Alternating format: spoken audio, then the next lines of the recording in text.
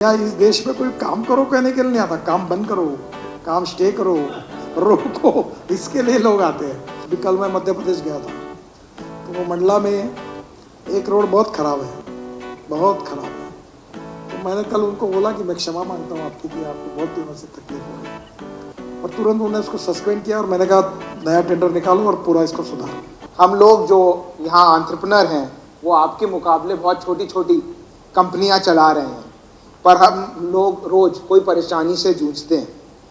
आपके चेहरे पे और आपके व्यवहार में कभी टेंशन या कोई परेशानी नहीं दिखती है, और मैं ये कहूँगा कि 10 साल बाद आज आप शायद थोड़े यंगर लग रहे हैं तब से। तो इसका क्या राज है? बहुत सीरियसली हम लोग भी ऐसा पॉजिटिव एटीट्यूड कैसे रख सकते हैं, जो भी हम काम कर रहे हैं उसमें कम टेंशन कैसे ले सकते हैं, ताकि रिजल्ट भी आए और एज भी हमें ना दिखे और हमें हमेशा हंसते भी रहे। तो हम आपसे ये सीख चाहते हैं। देखिए, पहली बात तो मैं आपको एक जो मैंने गलती की वो आप मत करिए। मैं स्टूडेंट लीडर था और पॉलिटिक्स में पागल हो गया, दिन रात काम करता था। रात को 12 बजे 11 बजे ढाबे पे खाना खाता था, दोपहर को 1 बजे समोसे खा लेता था खाने के समय। ऐसी मेरी लाइफ 50 साल तक चली है। फिर मेरी तबीयत थोड़ी मुझे ठीक नहीं रहती थी, और एक दिन मैंने तय किया कि नहीं, first priority to health, second to ईमानदारी से अपना परिवार की wealth, and third priority to politics. अब मैं कोविड में था, काफ़ी संकट का समय था, तो मुझे एक महिला ने, जो लेडी ऑक्यूपेशनल थेरेपिस्ट डॉक्टर थी, उसने मुझे कुछ प्राणायाम सिखाया और मुझे बहुत फ़ायदा हुआ। फिर मैंने उसको मेरे चैनल पे डाल दिया, तो अब मुझे बहुत है एडवांटेज है। मैं कोई मीडिया सेवी नहीं हूँ, विद्वान भी नहीं हूँ, पर मुझे 3 लाख रुपए महीने के यूट्यूब से मिलते हैं और अमेरिका में, ऑस्ट्रेलिया में। अच्छा, मैं कोई अब ये मेरे को कागज़ लिख के दिए उसने, तो मैंने कागज़ ही छोड़ दिया, भूल गया, तो मैं ऐसे ही भाषण दिया। तो मैं वैसे ज़्यादा ऑर्गेनाइज नहीं हूँ, तो मैं अपने को जो लगता है वो बोलता हूँ, तो मैंने अपना बोल दिया। तो वैसे ही मैंने ये हेल्थ के लिए रोज़ शुरू किया। सिंपल है वो, और आप नहीं, मुझे अमिताभ बच्चन जी ने कहा कि नितिन जी क्या कर रहे हो? बोले तुम, आप 10 साल यंग लग रहे हो। बिल्कुल। तो मैंने उनको भी सिखाया हूँ। तो आप एक काम करो कि मैं रोज़ प्राणायाम करता हूँ, और कुछ भी हुआ, आज मैं सुबह हिमाचल प्रदेश गया था। यहाँ से मैं 10:30 बजे पठानकोट प्लेन से गया, वहाँ से हेलीकॉप्टर से गया, सभाएं की, वापस पठानकोट आया, पठानकोट से वापस हेलीकॉप्टर से घर आया। घर आकर मैंने गवर्नमेंट की महत्वपूर्ण मीटिंग ली। फिर एक पियानो का कार्यक्रम था, वहाँ गया। फिर वहाँ से मनमोहन सिंह जी को मुझे आज अवार्ड देना था, तो बाजू वाले ताज पैलेस में आया। फिर हम आपके पास आया हूँ। फिर भी चेहरा मेरा फ्रेश है, इसका कारण मैं रोज़ प्राणायाम करता हूँ। और वो सिंपल है, 5 मोमबत्ती लगा के बुझाना 10 बार, फुगा फुगाना, वो बॉल उड़ाना, ये जो उड़नी होती है अपनी महिलाओं की, उसको लेकर मैं 5 बार, मैं यूट्यूब पर है और अभी वर्ल्ड में गई है। तो आपको मैं पहले को first priority to your health. देखिए, ये बात सच है कि no philosophy can be taught to empty stomach. पैसा जीवन का साधन है, साध्य नहीं है। अगर आपका स्वास्थ्य अच्छा नहीं रहेगा तो मर्सिडीज गाड़ी का और आपकी वेल्थ का उपयोग क्या है? तो फर्स्ट ऑफ ऑल आप आपकी हेल्थ को पहली प्रायोरिटी दो। दूसरी बात, ईमानदारी से वेल्थ कमाओ, शॉर्टकट मत मारो। आज का जमाना नहीं है, पहले भुगत रहे लोग बहुत शॉर्टकट कट यू शॉर्ट। तो ईमानदारी के मार्ग से बिजनेस करो। और तीसरी जो बात इम्पोर्टेंट है कि इसके साथ सबसे अच्छी बात बताता हूँ जो मेरे लिए है। एक बार मैं हवाई जहाज़ में जा रहा था, तो देश के बहुत बड़े उद्योगपति मेरे साथ थे। तो दिल्ली से मुंबई जा रहा था, तो अचानक हमने नाश्ता वगैरह किया, स्पेशल फ्लाइट थी। तो होने के बाद मैं आराम करूँ? बोले हाँ। मैं वैसे बैठा और सो गया। तो उन्होंने पूछा, आपने आज का अखबार नहीं पढ़ा? मतलब पढ़ा। बोले इतनी न्यूज़ें मैं नहीं चिंता करता हूँ, मैं ना अखबार पढ़ता हूँ ना टीवी देखता हूँ, और मैं अपना समय चिंता में नहीं। मैं ये समझता हूँ कि भगवान ने मेरी हैसियत और औकात से जितना दिया वो मेरी औकात से ज़्यादा दिया, तो मैं समाधानी हूँ। जीवन में लोग अस्वस्थ होते हैं। एक गाड़ी मर्सिडीज की आई तो भी खुश नहीं होते हैं। जिसके पास स्कूटर है उसको कार लेनी है, जिसके पास कार है उसको मर्सिडीज लेनी है, मर्सिडीज है उसको हेलीकॉप्टर खरीदना है, हेलीकॉप्टर खरीदना है उसको हवाई जहाज खरीदना है। तो एक अच्छा उदाहरण था। एक आदमी झूले पर झूल रहा था, तो उसको एक ने कहा, अरे यार क्यों ऐसे हो झूल रहे बैठे हो ऐसे, जाओ कुछ काम करो। बोले काम करने से क्या होगा? अरे कुछ पैसा कमाओ, उद्योग लगाओ, व्यापार करो, पैसा कमाओ। फिर बोले क्या होगा? बोले गाड़ी खरीदी करो, बंगला खरीदी करो, आराम से रहो। बोले वही तो कर रहा हूँ। तो पहली बात, जीवन में जो मिला उससे खुश रहो। लो एम इज क्राइम, पर ऐसा कुछ नहीं, जो मिलता है वो अच्छा है, समाधानी रहो, अस्वस्थता मत रखो। लोग संतुष्ट नहीं होते। जीवन में समाधान सबसे बड़ी चीज है। अच्छी हेल्थ और समाधान, ये दो चीजें आएगी आपकी लाइफ एकदम अच्छी हो जाती है। और नहीं तो टर्नओवर बढ़ाओ, टर्नओवर बढ़ाओ, टर्नओवर बढ़ाओ, फिर इनकम टैक्स, फिर और जीएसटी उसका अब आने वाला है। तो अब मुझे लगता है कि अपना ट्रांसपेरेंट सीधा काम करो, आनंद से रहो। मैं रोज शाम को, मैं कभी कभी वो गीत अच्छा नहीं है पर वो गीत मैंने बहुत मुझे पसंद आया था। दुनिया ने हमको दिया क्या, दुनिया से हमने लिया क्या, हम उसकी परवाह करे को, सबने हमारा किया क्या। चाहे जिएंगे मरेंगे हम ना किसी से डरेंगे, हमको ना रोके जमाना, जो चाहे वो हम करेंगे। तो ये that is to be the good philosophy. अच्छे रहो, अच्छा काम करो, और अगर मदद, अपना पेट भरने के बाद अगर कुछ गरीब की मदद कर सकते तो करो, और चलते रहो, खुशी से रहो, और जो आपकी हॉबीज़ है उस पर चलो। अभी आज रात को मैं बराबर, मेरा भोजन तय हुआ है, तो मैं आज कल सुबह आ रहा था, तो मेरी पत्नी MSc है फूड एंड न्यूट्रिशन, तो मैंने सुबह उठकर मुझे कहा कि आज मैंने सपने में एक बात देखी। तो उसको मालूम है मेरा, बोले क्या देखा? मैंने बोला ये जो है ना, गेहूं की रोटी खाने से शुगर बढ़ती है, मैं चेक करता हूँ। तो मैंने कहा ये मक्के की रोटी में मुझे कैप्सिकम ओनियन डालकर उसकी सब्जी बनाकर वो रोल बना के दो, और वो मुझे खाना है। तो मैं परसों नागपुर जाते पहले वहाँ 2 रोल खाए, मुझे बहुत पसंद है। फिर आज सुबह मुझे जब आया तो पंडित आया, क्या करना है? मैंने बोला भाभी को फोन करो, वो रोल कैसे बनाते पूछा और आज बनाओ। तो आज सुबह मैं वही खा के गया था। मैं अपना खाते पीते और मज़ा रहता हूँ। मेरे पास 4 शेफ है, सब, मैं वेजिटेरियन हूँ, रोज़ आनंद से अपना खाता हूँ, रहता हूँ। मैंने दुनिया की भी चिंता नहीं करता, और मैं ज़्यादा सोचता भी नहीं। मैं वनडे क्रिकेट खेलता था, तो मैं वो I always like one day cricket. तो वह आया, धुलाई करो, छक्का चौका मारो, नहीं तो आउट हो जाओ, घर जाओ, समय खराब मत करो। That is to be the best philosophy for good life. Sir बहुत सीख मिली है आपसे इस पे। सर आप अमेरिका के पूर्व राष्ट्रपति जॉन एफ कैनेडी का quote, American roads are not good because America is rich, but America is rich because American roads are good, को कई बार दोहराते हैं। मैंने सुना है आपने अपने ऑफिस में भी इस कोटेशन का एक फोटो लगा रखा है। आपने ये भी कहा है कई पब्लिक प्लेटफॉर्म्स पे कि 2024 तक इंडियन रोड्स अमेरिकन रोड जितनी अच्छी हो जाएंगी।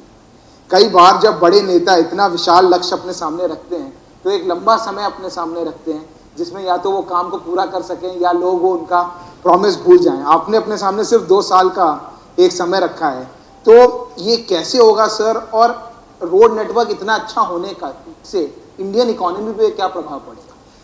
देखिए, American president John F Kennedy ने जो कहा था वो बिल्कुल सही बात है। American roads are not good because America is rich, but America is rich because American roads are good. अब ये उदाहरण, मैं ये 4 धाम का रोड बना रहा हूँ 12,000 करोड़ का। इससे 6 महीना केवल आप बद्रीनाथ, केदारनाथ, गंगोत्री, यमुनोत्री जा रहे थे, अब 12 महीने जा सकोगे। तो 12 महीने अगर रोड खुला होगा तो वर्ल्ड से लोग आएंगे, टूरिस्ट आएंगे, रेस्टोरेंट बढ़ेंगे, होटल बढ़ेंगे, टैक्सी बढ़ेगी, गाड़ियाँ बढ़ेगी, हवाई जहाज बढ़ेगा, तो एम्प्लॉयमेंट क्रिएट होगी। तो पहली बात तो ऐसे कि रोड से प्रॉस्पेरिटी आती है, इंडस्ट्री डेवलप होगी, इंडस्ट्रियल क्लस्टर डेवलप होंगे, स्मार्ट सिटी डेवलप होगी। अभी मैं पिथौरागढ़ से मानस सरोवर का रोड बना रहा हूँ, 90% काम पूरा हो गया। अब वो रोड से लोग मानस सरोवर जाने लोग अभी नेपाल जाते हैं, इधर जाते हैं, अब वो इंडिया से जाएंगे, तो फिर से एम्प्लॉयमेंट पोटेंशियल रोड सब बढ़ेगा। रोड साइड एम्यूनिटीज़ है, मैं 670 रोड साइड एम्यूनिटीज़ बना रहा हूँ। और अभी बिहार और यूपी में बहुत कठिन काम है, तो मैं वहाँ प्रॉमिस करके आया हूँ कि 2024 को समाप्त होने के पहले यूपी और बिहार का रोड नेटवर्क, नेशनल हाईवे के रोड नेटवर्क अमेरिका के बराबर होगा। और मैं आपको बिल्कुल बताता हूँ, we are the second largest in the world as far as the road network is concerned. हमने 6 वर्ल्ड रिकॉर्ड किए हमारे लोगों ने, मैंने नहीं किए, मैं तो मंत्री हूँ, सबके सहयोग से हुए। और अभी हमारे रोड कंस्ट्रक्शन जो आपने आंकड़ा बताया वो ठीक नहीं है। हम 40 किलोमीटर पर डे बना रहे हैं और 60 किलोमीटर का टारगेट है। प्रॉब्लम्स है इनमें। यहाँ इस देश में कोई काम करो कहने के लिए नहीं आता, काम बंद करो, काम स्टे करो, रोको, इसके लिए लोग आते हैं। पर अड़चने होती है, फिर भी प्रॉब्लम सॉल्व होते हैं। और अभी जो मैं इतने ग्रीन हाईवे बना रहा हूँ, अभी आपको दिसंबर के पहले मैं जयपुर का रोड शुरुआत कर देंगे, 2 घंटे में जयपुर जाएंगे आप। तो ये जितने मैंने कहा, और आपको अभी तक तो ये है कि हिंदुस्तान का कोई भी पत्रकार मैंने डिक्लेयर किए हुए बातों के लिए मुझे अभी तक उल्टा सवाल पूछने वाला नहीं आया। अब ये मेरा टारगेट है, उद्दिष्ट है। अब मैं पूरा कर सकूं कि नहीं कर सकूं तो मेरा कोशिश है। अब आई डोंट नो, वो 24 के बाद आप उसका काउंट करना। अभी कल मैं मध्य प्रदेश गया था, तो वो मंडला में एक रोड बहुत ख़राब है, बहुत ख़राब है। तो मैंने कल उनको बोला कि मैं क्षमा मांगता हूँ आपकी कि आपको बहुत दिनों से तकलीफ हो रही है। और तुरंत उन्होंने उसको सस्पेंड किया और मैंने कहा नया टेंडर निकालो और पूरा इसको सुधारो। तो ऐसा भी नहीं, प्रॉब्लम्स है। तो रोड नेटवर्क जो है वो निश्चित रूप से, अभी मैं इतने ग्रीन हाईवे बना रहा हूँ, मैं रोड पर ज़्यादा बोला नहीं आपको, मैं 2.5 लाख करोड़ की तो टनल बना रहा हूँ, मैं 2 लाख करोड़ के लॉजिस्टिक पार्क बना रहा हूँ। और रोड में अभी मैं बेंगलोर से चेन्नई 2 घंटे में, कानपुर से लखनऊ आधा घंटे में, ऐसे मैं इतने ग्रीन हाईवे बना रहा हूँ। अब उसमें मैं आपका समय खराब नहीं करता। तो मैं अब जलमार्ग पर, मेरा सपना था कि पानीपत सोनीपत से नाव निकलेगी और वो जाएगी प्रयागराज, यानी यहाँ से दिल्ली, दिल्ली से मथुरा, मथुरा से आगरा, आगरा से इटावा और इटावा से प्रयागराज, फिर प्रयागराज से वाराणसी मैंने ड्रेजिंग कर दिया, फिर वाराणसी से हल्दिया ड्रेजिंग कर दिया। अभी बांग्लादेश की प्रधानमंत्री आई थी, उन्होंने मुझे खाने के लिए बुलाया था। उनके कहने पर मैं 250 किलोमीटर बांग्लादेश में घुस गया और मुगली पोर्ट तक भी ड्रेजिंग कर दिया। अब मेरा सपना था कि ये पूरा यमुना का भी वाटर वे बने, 3 मीटर का ड्रेजिंग हो। 11,000 करोड़ का मैंने प्रोजेक्ट तैयार किया था। और पानीपत सोनीपत से, और मेरा सपना था कि यहाँ लोग हवाई जहाज़ से उतरेंगे, यमुना के तट पर जाएंगे, वो MPBS सी प्लेन में बैठेंगे, 12 मिनट में ताजमहल के पीछे उतरेंगे, 1 घंटे में ताजमहल देखेंगे और अगले 15 मिनट में वापस आकर दिल्ली वापस आ जाएंगे। तो ये हो सकता है, पर वो अभी मेरे पास वो डिपार्टमेंट नहीं है। पर बहुत सी ऐसी बातें हैं। मैंने MPBS सी प्लेन 27 जगह पर हमने रोड कम एयर स्ट्रिप बनाई है कि जहाँ हवाई जहाज भी उतर सकता है। हम उतरे थे राजस्थान में। तो बहुत सी बातें ऐसी हैं कि हम लोग कर रहे हैं और मुझे विश्वास है कि 24 तक अमेरिका के बराबर होगा। और रोड से इंडस्ट्री आएगी, एग्रीकल्चर में ग्रोथ बढ़ेगी, किसान का फल फूल सब्जी दूध गाँवों तक जाएगा, प्रोसेसिंग इंडस्ट्री बढ़ेगी। और आप मुझे बताइए कि पंजाब हरियाणा में भी मैंने एक ट्रांस रोड बनाया जो डायरेक्ट किशनगढ़ से होकर मुंबई जाता है। तो अब पंजाब और हरियाणा के लोगों को कश्मीर और उत्तर में अभी दिल्ली आने की ज़रूरत ही नहीं है, वो डायरेक्ट वहाँ से उधर जाएंगे। अभी मैंने मुंबई नॉर्थ से साउथ जाने के लिए एक रोड बना रहा हूँ, सूरत से नासिक, नासिक से अहमदनगर, अहमदनगर से सोलापुर, सोलापुर से कर्नूल और कर्नूल से चेन्नई, बेंगलोर, हैदराबाद, त्रिवेंद्रम, कोचीन, सब साउथ को जाएगा। तो अभी जो ट्रैफिक यहाँ से मुंबई जाता है और पुणे से सोलापुर और कोल्हापुर ऐसा होकर साउथ में जाता है, तो ज़रूरत ही नहीं, तो पूरा पोल्यूशन मुंबई का कम हो जाएगा। तो हमने बहुत से ग्रीन हाईवे बनाए जो नए रोड हैं, तो इससे नेचुरली आपका समय भी बचेगा। अभी मैंने दिल्ली मुंबई पर ट्रायल किया था, 180 किलोमीटर के स्पीड से गाड़ी चलाई थी। अब आप गुड़गांव के हो, वो आपका सोना है ना, तो वो वहाँ मैं अभी ब्रिज बनाया है और वहाँ से मुंबई दिल्ली शुरू होता है। मैंने मनोहर लाल जी को भी कहा, आपको भी कह रहा हूँ, आप जाके नया गुड़गांव बनाओ, करोड़ों रुपए छापोगे आप। इतना पोटेंशियल है कि आप अभी मैंने एक दिल्ली का प्रोजेक्ट बनाया है। वो दिल्ली का ऐसा है कि दिल्ली का जो रिंग रोड बना है पेरीफेरल हमने, वो 8 जगह रेलवे क्रॉस करती है। तो हमने कहा कि ये 8 जगह पर हम लोग कंटेनर डेपो बनाएंगे, लॉजिस्टिक पार्क बनाएंगे। फिर दिल्ली का wholesale market, cement, steel, paint, सब हार्डवेयर, क्लॉथ मार्केट सब दिल्ली के बाहर पेरीफेरल रोड पर ले जाएंगे, सब्जी का, फूलों का, किराने का। तो दिल्ली का पोल्यूशन कम हो जाएगा और जितना माल है उतना दिल्ली में आएगा। और ये प्रोजेक्ट ऐसा मैंने तैयार किया है, मैंने एलजी साहब को भी प्रेजेंटेशन दिया, अभी दिल्ली सरकार को भी दिया है, कि अगर सब लोग साथ में आते हैं तो दिल्ली का पोल्यूशन भी कम होगा और ये पूरा बाहर चला जाएगा, लोगों को भी सहूलियत मिलेगी। अब आपके यहाँ जैसे ये गुड़गांव है तो नया गुड़गांव बनाओ, नोएडा है तो नया नोएडा बनाओ, मेरे पास जगह है। दिल्ली मुंबई हाईवे पर आप वहाँ से क्या, मैं वो आपका वो फ्लाईओवर जो बना है जो सोना जाने वाला, तो वो तो उससे तो आप अभी वो भी थोड़ी गलती हुई बीच बीच में नहीं है, तो मैं पूरा जोड़ने वाला हूँ कि एक बार आप, मुझे ज़्यादा मालूम नहीं है। अभी ये आपका द्वारका एक्सप्रेस हाईवे बना रहा हूँ, ये ऐसे ही मेरे गले में लटक गया। एक कार्यक्रम में गुड़गांव में मनोहर लाल जी ने कहा कि नितिन जी एक छोटा सा काम है, बहुत दिनों से अटका हुआ है, एक 30 किलोमीटर का हाईवे है, ये द्वारका एक्सप्रेस वे बना दो। अब मुझे दिल्ली की जागरूक भी मालूम नहीं, बस 30 किलोमीटर मैंने कहा 200-300 करोड़ का होगा। हाँ मैं कर दूंगा, आप घोषणा कर दो। होती घोषणा, जब आया तो पता चला कि वो 12,000 करोड़ का है, तो मैंने बना दिया। और वो जो द्वारका एक्सप्रेस हाईवे से अब अभी आपका गुड़गांव का ट्रैफिक कम होगा, वहाँ से 3 टनल बना रहा हूँ। एक टनल T3 पे जाएगी, एक ट्री वसंत विहार में आएगी टनल, और वो दोनों टनल से जो पूरा ट्रैफिक जयपुर से आ रहा है वो पूरा द्वारका एक्सप्रेस हाईवे के ज़मीन के अंदर से पूरा निकल जाएगा। ये जो हमारा रोड है, ये धौला कुआं से लेकर, जो मैंने थोड़ा सुधारा है, पर इस पर जाना है ना, एक सजा ही थी। आप कैसे रोज़ जुड़गांव जाते और आते हैं, तो भगवान ही मालिक है। तो अब इसका ट्रैफिक एकदम आधा कम हो जाएगा। अब मैं उस समय गया था, जा रहा था BCG के कार्यक्रम में गुड़गांव, तो मेरे साथ वो मनोज कुमार हमारे मेंबर NHA और मेरे एडिशनल सेक्रेटरी थे, ये शैलेश भी था। तो मैं, गाड़ी मेरी लटकती थी, ट्रैफिक जाम में फंसती थी, लोग मुझे हाथ दिखाते थे, तो मैं देखो लोग कैसे हंस रहे हैं हमारे तरफ। तो बोले हंसने रहे और खुशी से आपको हाथ दिखा रहे। तो मैं बाद में उनको कहा कि भाई तुमने ये धौला कुआं से जो ब्रिज हमारा है, यहाँ से डायरेक्ट गुड़गांव के बाहर अगर एक ही फ्लाईओवर बना है, और वो भी 1 फ्लोर 2 फ्लोर 3 फ्लोर ऊपर, अभी मैं बना रहा हूँ ऐसे फ्लावर चेन्नई में और पूना में, नीचे में रोड, ऊपर में फ्लाईओवर, उसके ऊपर में फ्लाईओवर, उसके ऊपर में मेट्रो। तो मैं अभी ये डबल डेकर ब्रिज बनाने का सोच रहा हूँ, अभी डिक्लेरेशन नहीं करता, ताकि आप गुड़गांव के लिए आसान हो जाएगा।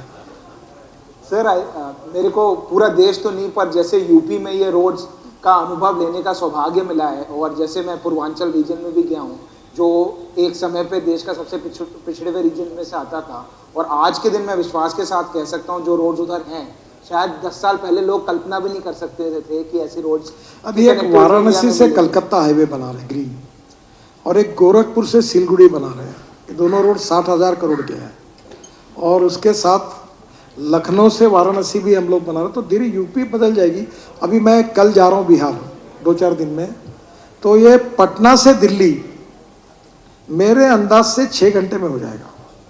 तो हम लोग वो रोड का जो गोरखपुर का जो हाईवे है, उसको पटना से बक्सर से कुछ जोड़ रहे हैं, तो उसके भूमि पूजन के लिए। सर हमारे कुछ मेंबर्स रियल एस्टेट इंडस्ट्री से भी हैं और रियल एस्टेट कंपनियों के मालिक हैं। उनमें से कुछ लोग ये जानना चाहते हैं कि जो भी ये रोड नेटवर्क्स बन रहे हैं, उससे कौन से शहरों में ज़्यादा विकास होगा, जहाँ कहाँ की आबादी बढ़ेगी, कहाँ की परचेजिंग पावर बढ़ेगी, ताकि वो उन शहरों में अभी अपने रियल एस्टेट प्रोजेक्ट ला सकें। देखो, रियल एस्टेट को अच्छे दिन नहीं है।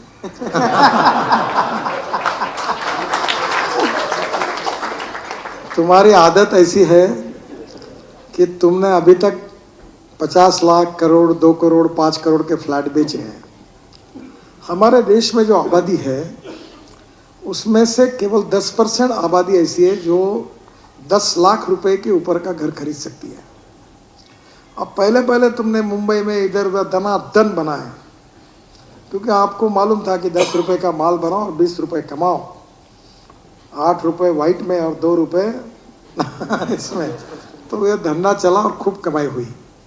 अब ये परचेसिंग जो जिसकी है वो लोग कम हो गए। तो मैं पहला सलाह दूंगा कि 1200 रुपये square feet cost of construction आए, ऐसी लो कॉस्ट अफोर्डेबल हाउसिंग करो। मैंने बनाया, मेरे पास मैंने फैक्ट्री भी मैं सब प्रयोग खुद करता हूँ। हमने अभी पैनल बनाया है, वो लाइट है और वो एक बोर्ड है और चाइना से मशीनरी अभी अर्बन मिनिस्ट्री ने अप्रूव किया है उसको। तो मेरा सपना है कि 7 लाख का घर 500 स्क्वायर फीट का, तो मैं अभी स्मार्ट विलेज बना रहा हूँ। तो ये जो कॉस्ट ऑफ कंस्ट्रक्शन को कम करते हुए 1200 करोड़ तक आ सकती है। अब वो सीक्रेट मुझे अकेले में मिलो तो बताऊंगा आपको। और कॉस्ट ऑफ कंस्ट्रक्शन को कम करो, लैंड सस्ते में लो और स्मार्ट सिटी के बजाय स्मार्ट विलेज में जाओ। अभी जैसे ये मुजफ्फरनगर और ये सब उत्तर प्रदेश वेस्टर्न यूपी ये गन्ने वाले हैं, हर जगह पर स्मार्ट विलेज बनाओ। अच्छी देखो स्कूल और कॉलेज, बिहार यूपी में प्राइवेट यूनिवर्सिटी को कितना रिस्पांस मिला, लोग एडमिशन ले रहे हैं। तो वहाँ ऐसे जैसे दिल्ली मुंबई कलकत्ता चेन्नई को छोड़कर 2 टायर सिटी के नीचे जाओ और आप स्मार्ट विलेज बनाओ 500-600 मकान के, और लो कॉस्ट हाउसिंग में अफोर्डेबल हाउसिंग में जाओ। बहुत टर्नर होगा और आपका मार्केट और 20% नया एरिया आपके हाथ में आएगा। और उसमें जो सामने वाला होगा वो थोड़ा कमर्शियल करो और बाकी करो। तो पहले अफोर्डेबल लो कॉस्ट हाउसिंग में जाओ। और ये जो 25 करोड़ और 50 करोड़ के जो फ्लैट बेचने जिनके बेचे गए उन्होंने बेचे, अभी भी है, लेने वाले लोग कम हो रहे हैं। और ऐसे बड़े बड़े बिल्डिंग बना के रखोगे और फिर खरीदी नहीं करोगे, फिर प्राइवेट से पैसे लोगे, ब्याज भरोगे और भरते भरते पूरा वर्किंग कैपिटल डिटेरियोरेट हो जाएगा, तो तकलीफ में आओगे। ऐसे तकलीफ में आए हुए लोग इधर नहीं बैठे होंगे। तो बेटर वे ये फुटाने जैसे बेचो, low cost and affordable housing और स्मार्ट विलेज में जाओ, ये मेरा सुझाव है। नहीं सर, जैसे अमेरिका में भी कई लोग सबर्ब्स में रहते हैं। अभी इंडिया में क्योंकि रोड नेटवर्क्स नहीं थे तो लोग सिटी के सेंटर की तरफ रहना चाहते थे। तो मेरे ख्याल से जो सर मुझे बताइए कि अगर आज एक इंजीनियर मुझे मिला, वो जर्मनी से आया था, उन्होंने दिल्ली में फ्लैट लिया था, वो मेरठ के रहने वाले थे। तो मुझे मिले कहीं एयरपोर्ट विमान में, उन्होंने कहा मैंने अपना दिल्ली का फ्लैट बेच दिया, मैं मेरठ में बंगला बनाया, मैं मेरठ में रहता हूँ, दिल्ली में आ रहा हूँ। अब मैंने इतने अच्छे रोड बनाए, उधर अगर आपने स्मार्ट सिटी बनाई तो 25 मिनट में, 20 मिनट में, 30 मिनट में लोग आ जाएंगे। तो आप लोगों को एक अच्छा बंगला बन गया सस्ते में, अगर उसमें अगर प्लांटेशन ग्रीनरी होगी तो लोग लेंगे।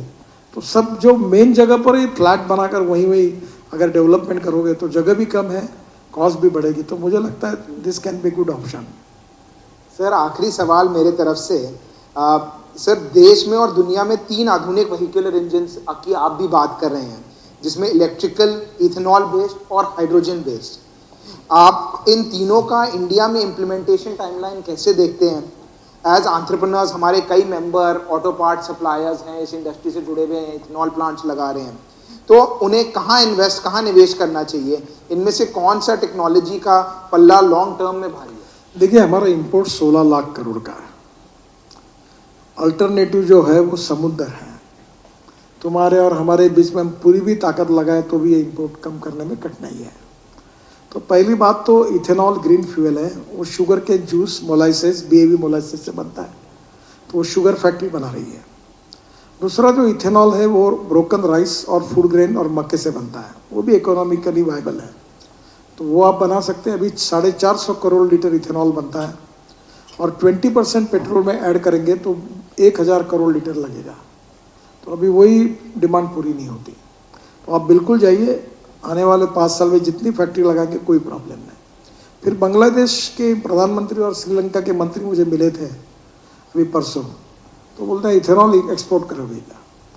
फिर इथेनॉल से अभी एविएशन फ्यूल बन रहा है, फिर इथेनॉल से बायोडिग्रेडेबल प्लास्टिक बन रहा है। वो प्लास्टिक ऐसा है कि जो फेंक दो तो 28 घंटे में वो मिट्टी हो जाएगी।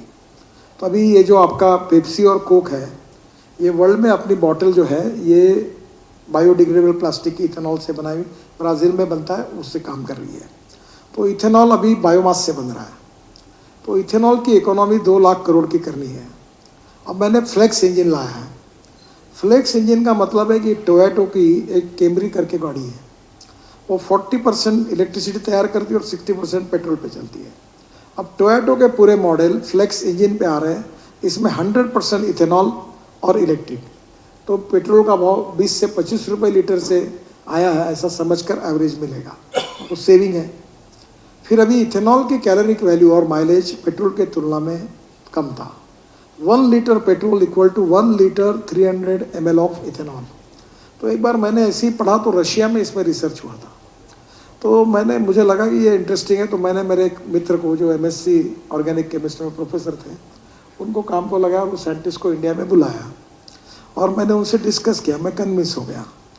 फिर मेरे घर में एक मीटिंग बुलाई, पुरी साहब को, पेट्रोलियम मिनिस्टर, पेट्रोलियम सेक्रेटरी, और राम कुमार करके फरीदाबाद के इंडियन ऑयल रिसर्च बोर्ड में, उनको बुलाया और उनको प्रेजेंटेशन दिया। तो उन्होंने कहा, sir idea is very fantastic but it seems to be very difficult, ये बहुत कठिन है। तो मैंने कहा, साहब, उनको हिंदी में कहा, ये आए हैं, 3 महीने प्रयोग करो, गाजर की पुंगी है, बचती है तो बजा रहे तो खा लो, बेच दो इनको। अनफॉर्चुनेटली या फॉर्चुनेटली वो टेक्नोलॉजी प्रूवन हो गई। अब वो भारत सरकार ने स्वीकार की है। अब उसके कारण देश के 30 से 40 हज़ार करोड़ बचेंगे। पेट्रोल को पूरा इथेनॉल रिप्लेस करेगा। ट्रक, अपनी बसेस, हमारी स्कूटर, हमारी ऑटो रिक्शा, हमारे 4 व्हीलर पेट्रोल के बजाय सब इथेनॉल पे चल सकते हैं। फिर इसके साथ हमने बायो CNG और बायो LNG की मैंने बात की, जो एग्रीकल्चर में हम तैयार कर सकते हैं। इसके साथ इलेक्ट्रिक के बारे में तो इतना पोटेंशियल है कि अब मेरे पास लोग आते हैं कि इलेक्ट्रिक गाड़ी खरीदना है, तुम चिट्ठी दो। मैंने अभी मर्सिडीज़ की इलेक्ट्रिक गाड़ी लॉन्च की पुणे में। अभी इतना मार्केट है कि आप लोग, इसके बाद मुझे ज़रूरत ही नहीं कहने की है। देखो, आपके पेट्रोल के गाड़ी का खर्चा अगर 20,000 रुपये महीने का है और इलेक्ट्रिक का खर्चा 3,000 रुपये का और मेंटेनेंस फ्री है, तो मुझे कोई आर्गुमेंट करने की ज़रूरत नहीं, तुम लेने वाले हो। ये स्कूटर, ऑटो रिक्शा, सब जगह सेविंग है। तो अब इलेक्ट्रिक बहुत, सब अभी ब्रांड इलेक्ट्रिक के आ रहे हैं, सब कंपनियां इलेक्ट्रिक की कार ला रही है। अब मैं इलेक्ट्रिक का ट्रक और इलेक्ट्रिक का ट्रैक्टर भी लॉन्च कर रहा हूँ। तो इलेक्ट्रिक में कोई प्रॉब्लम नहीं। और अब ये सोलर एनर्जी से इलेक्ट्रिक का शॉर्टेज नहीं होना चाहिए, इसलिए पावर जनरेशन में भी जाऊँ। अब हमारे बास्केट में 40% पावर सोलर की है, और इसलिए अभी solar energy, hydro energy, green energy, thermal power को हमको कम करना है, जियो थर्मल एनर्जी, विंड पावर, और अलग अलग प्रकार की एनर्जी में अभी टाइडल पावर की भी बात चल रही है। तो power is very important, without power हम नहीं कर पाएंगे। तो इलेक्ट्रिक में कोई प्रॉब्लम नहीं है। और पानी की बात मैंने हाइड्रोजन की। अब ग्रीन हाइड्रोजन ये फ्यूचर है, और आगे चल के इंडस्ट्री में भी आपके बॉयलर में कोयले और बाकी की जगह हाइड्रोजन आएगा। तो एक बार हाइड्रोजन पर आप किसी IIT वालों को बुलाकर एक बार करिए, बहुत डिटेल में, इससे फ्यूचर। और हम एनर्जी को इंपोर्ट करने वाले नहीं, हम एनर्जी को एक्सपोर्ट करने वाला देश बने, तो 16 लाख करोड़ आज हमारे बचेंगे। इलेक्ट्रॉनिक हार्डवेयर 25 लाख करोड़ का इंपोर्ट है। ये जो हमारे सब चीज़ें जो अगर देश में आप जैसे लोग बनाएंगे तो हमारा इंपोर्ट कम होगा। इसलिए ज़रूर एक बार आगे जाइए, ये बहुत अच्छा ब्राइट फ्यूचर है, आप इसमें ज़रूर जाइए, यही मैं आपको रिक्वेस्ट करूँगा। Thank you. केवल 4 महीने में कीजिए MPPSC प्रीलिम्स की पूरी तैयारी। ज्वाइन कीजिए लक्ष्मी शरण मिश्रा सर का MPPSC प्रीलिम्स बैच। 1 दिसंबर से भोपाल में शुरू हो रहा है ऑफलाइन बैच, जिसकी फीस है केवल 18,000 रुपए। एडमिशन होंगे केवल 1 दिसंबर को। अधिक जानकारी के लिए कॉल करें 7747068666 पर।